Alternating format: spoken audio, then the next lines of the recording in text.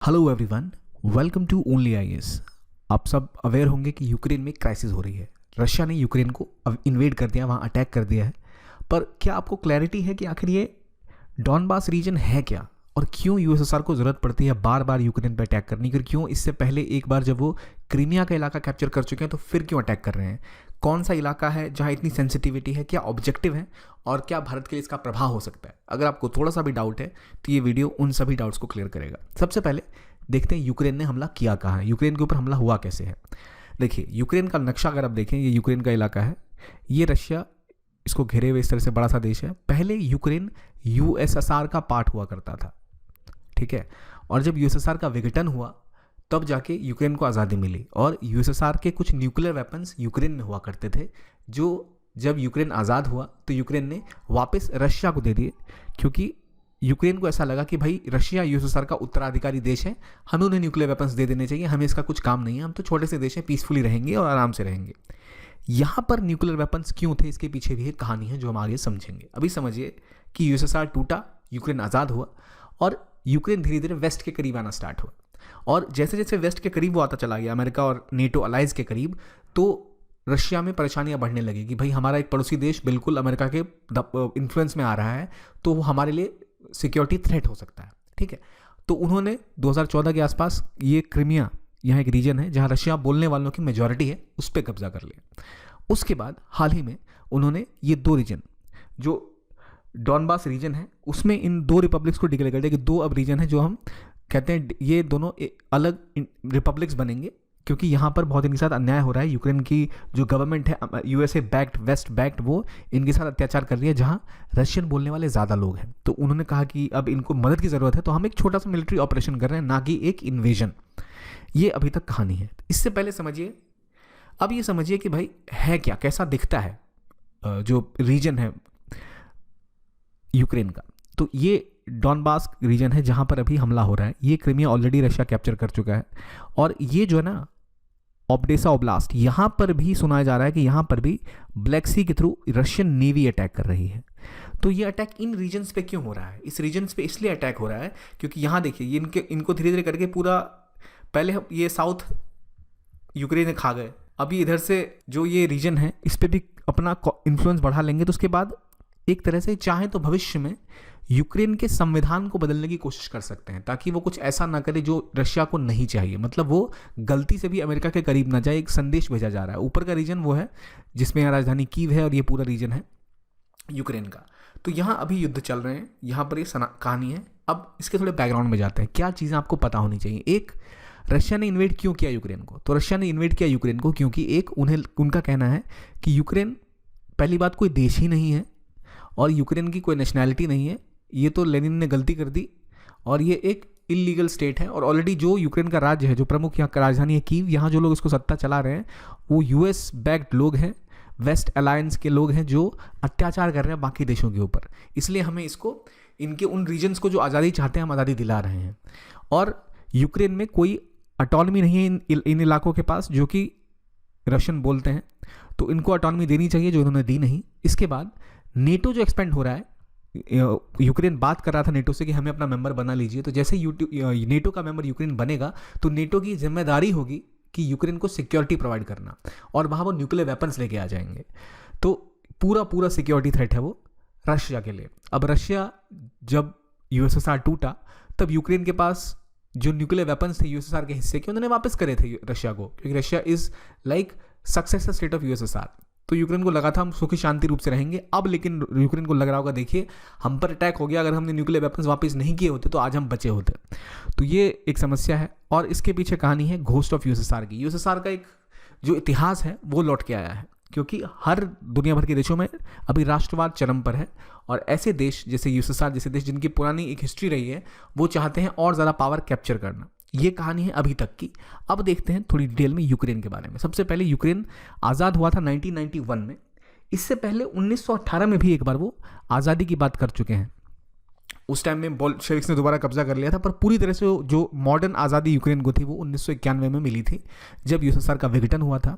इन्होंने एक रेफरेंडम कराया था, जनमत, जिसमें 90% से ऊपर लोगों ने कहा था कि हमें आज़ादी चाहिए। 1994 में इन्होंने इनके साथ कुछ पार्टनरशिप भी करी थी यूरोप के साथ, और यूएन के साथ नेटो चार्टर साइन किया था पार्टनरशिप का। अब खास बात यहाँ ये है कि जब यूएसएसआर से टूट के अलग हुआ था तो रशिया ने 1990 और 1994 में 1994 में रशिया ने वादा किया था कि वो यूक्रेन की अखंडता और संप्रभुता, सोवरेनिटी और सिक्योरिटी को कोई हानि नहीं पहुंचाएगा। तो अब दुनिया भर के देशों का कहना है कि आप अपने एग्रीमेंट को तोड़ रहे हैं। लेकिन इसमें एक और पॉइंट ये है कि रशिया ऐसा कह सकता है कि 1990 में ये वादा यूएसएसआर को किया गया था या रशिया को किया गया था कि आगे जाकर नेटो उनके इलाके में नहीं फैलेगा। लेकिन नेटो बहुत ज़्यादा फैल गया, नेटो काफ़ी अंदर के देशों तक पहुंच गया है, ईस्टर्न यूरोप में। वो कैसे गया वो भी देखते हैं। तो भाई ये असल में यूक्रेन की कहानी है कि 1991 में आज़ाद हुआ और धीरे धीरे यूरोप के साथ क्योंकि गरीब देश था, यूरोप के साथ बातें बढ़ती चली गई और व्यापार, इस तरह सिक्योरिटी अलायंस का भी ब्लॉक वो बनने लग गया। और 2014 में पहले यूक्रेन के इलाके जो हमें पता है इन्वेजन हुआ कहाँ पर, क्रीमिया में, उस पर कब्जा कर लिया गया और एक इंटरनेशनल मिन्स्क अकॉर्ड हुआ। मिन्स्क बेलारूस का एक इलाका है जहाँ पर बात हुई कि भाई आप थोड़ा सा स्वायत्ता देंगे, ऑटोनॉमी देंगे उस रीजन को जो रशियन बोलने वाले हैं, तो जाके एग्रीमेंट हुआ। लेकिन 2018 में फिर एक बार जो ब्लैक सी है वहाँ पे कर्च क्राइसिस हुई थी। जो आप देख रहे हैं यहाँ पर अटैक जो दोबारा हो रहा है ब्लैक सी में, यहाँ पर 2018 में कर्च विवाद हुआ था।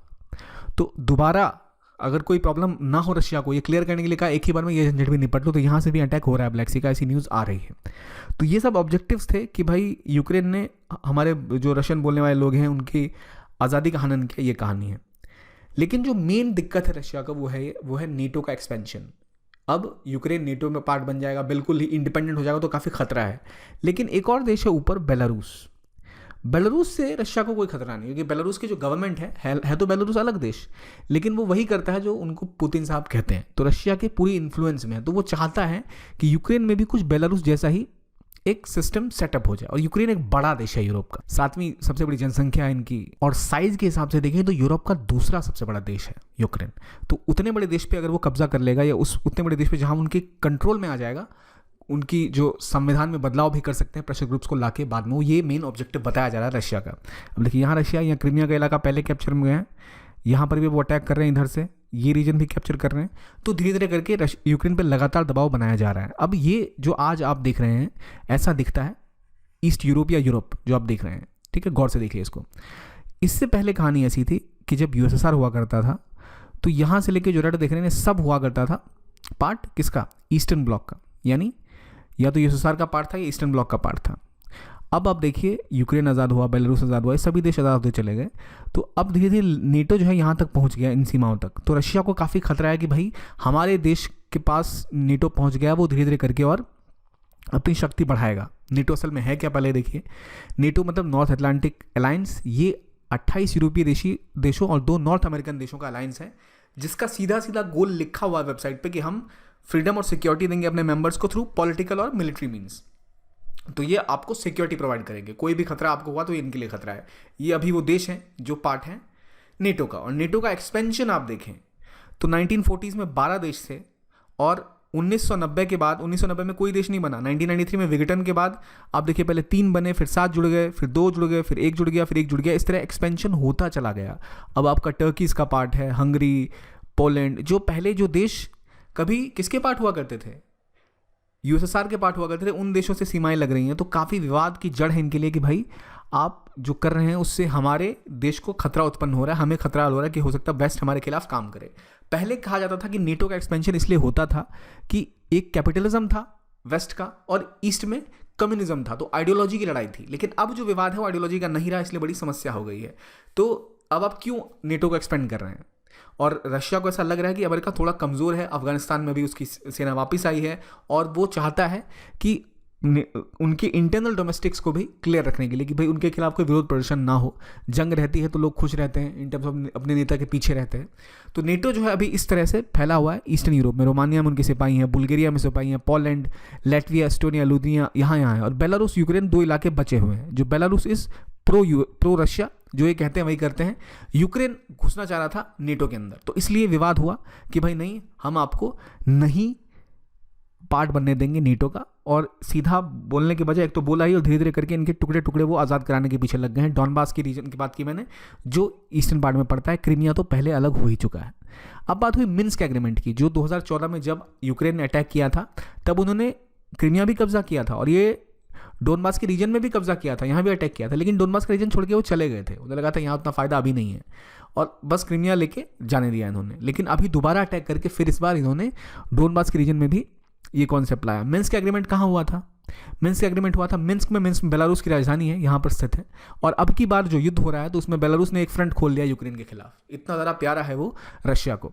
तो ये कहानी अभी हो रही है। और क्यों हुआ ऐसा? क्योंकि नेटो का खतरा, रशिया को लग रहा है कि वो उनके स्फीयर ऑफ इन्फ्लुएंस से बाहर हो जाएगा। एक बड़ी कंट्री है, यूरोप की दूसरी सबसे बड़ी कंट्री है रशिया के बाद, तो इतना बड़ा भूभाग और उनका इन्फ्लुएंस जोन में घुसना खतरे से खाली नहीं है उनके लिए। और वो चाहते हैं दबाव बनाना वेस्ट के ऊपर कि भाई यूएसएसआर वीक नहीं है। यहाँ पर है वो मिन्स्क, इसकी मैं बात कर रहा था, बेलारूस की राजधानी है। तो आप देख सकते हैं इस तरह की कहानी है। और इसके लिए क्या कीमत चुका रहे हैं वो? इसके लिए कीमत ये चुका रहे हैं कि रशिया एक मिलिट्री पावर है लेकिन इकोनॉमी इनकी थोड़ी कमज़ोर है और इनका मुख्य जो कार्य है वो होता है गैस सप्लाई करना, तेल सप्लाई करना, और यूरोप को स्पेसिफिकली। अभी जो सिनेरियो है उस सिनेरियो में ऐसा है, जो नॉर्ड स्ट्रीम गैस पाइपलाइन थी, जो कि आपकी नई पाइपलाइन एक बन रही थी जर्मनी से, जो रशिया को कनेक्ट कर दिया है, नॉर्ड स्ट्रीम 2, और पहले ऑलरेडी नॉर्ड स्ट्रीम 1 पहले से बहती है, जिससे लगभग पूरे यूरोप को गैस प्रोवाइड करता है रशिया, जहाँ से बहुत फ़ायदा उन्हें होता है। लेकिन अब नॉर्ड स्ट्रीम 2 और नॉर्ड स्ट्रीम दोनों पर ही खतरे की घंटी बज गई है, सैंक्शन लग गए हैं, यूएसए ने सैंक्शन अप्लाई कर दिए हैं, यूरोप भी सैंक्शन लगाएगा। और नेटो अब क्या करता है वो देखने वाली बात होगी कि अगर नेटो अटैक करता है तो it is like a world war, और अगर नहीं करता है तो फिर एक बड़ी समस्या कि भाई कैसे इसको सॉर्ट आउट किया जाए, क्योंकि यूक्रेन के बड़े बड़े इलाकों में अब उनकी सेना घुस चुकी है। कीव के पास भी सुना है, जो उनकी राजधानी यूक्रेन की, वहाँ पे भी फायरिंग की आवाज़ें आ रही हैं। और वर्तमान में जो स्थिति है वो इसे रोकने की थी कि भाई नेटो जो है 1997 के बाद से और ज़्यादा बढ़ रहा है। ये आप देख रहे हैं, ये रीजन 1997 के बाद बढ़ते चले गए, जिसका विरोध लगातार रशिया ने किया था। अब रशिया नहीं चाहता कि यूक्रेन इसमें शामिल हो जाए, और मेन मुद्दा ये है, इसी के खिलाफ ये पूरी कहानी चली है। तो ये थी आपकी कहानी, ये थी आपका यूक्रेन का इशू, जिसकी हिस्ट्री है पहले यूएसएसआर का होना, फिर यूएसएसआर के बाद नेटो का एक्सपेंशन, तीसरा उन्हें लग रहा है कि पुतिन कहीं अंडरमाइन ना हो पाए, और पुतिन को ऐसा लग रहा है कि अभी वो स्थिति है जहां वो कब्जा कर सकते हैं और एक अपना सैटेलाइट गवर्नमेंट वहां पे खड़ा कर सकते हैं, जो उनकी जैसे बेलारूस में जो वो चाहें वही वो करें। तो ये था यूक्रेन क्राइसिस। आई होप आपको समझ आया हो। देखने के लिए बहुत बहुत धन्यवाद।